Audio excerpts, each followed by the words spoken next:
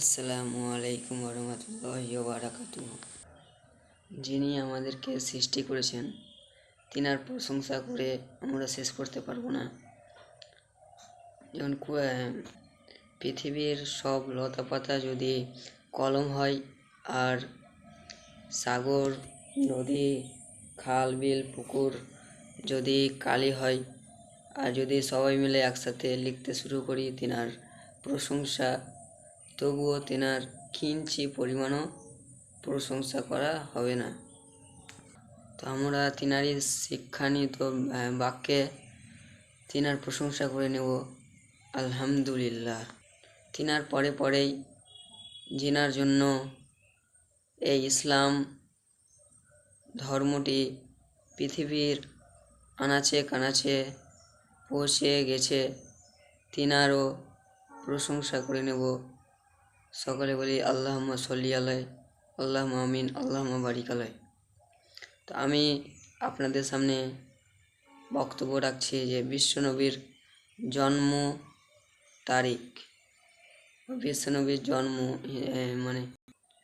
জন্ম কবে হয়েছিল সেটা বলবো।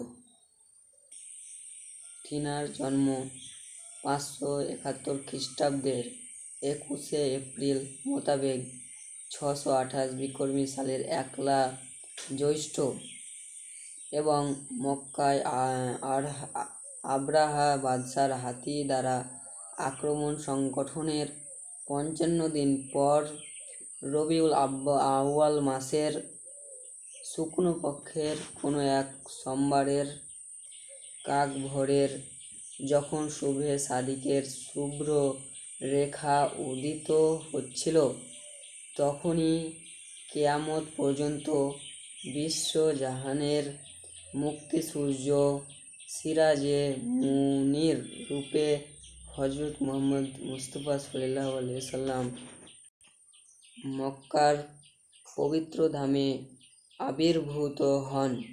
তখনকার ধূপ ঘড়ি অনুযায়ী মক্কার ওই সময় ছিল 4:20 এবং বর্তমান হিসাব অনুযায়ী সময়টা ছিল 9:07। রহমতুল্লিল আলামিন, 1 খণ্ড 39 পৃষ্ঠা।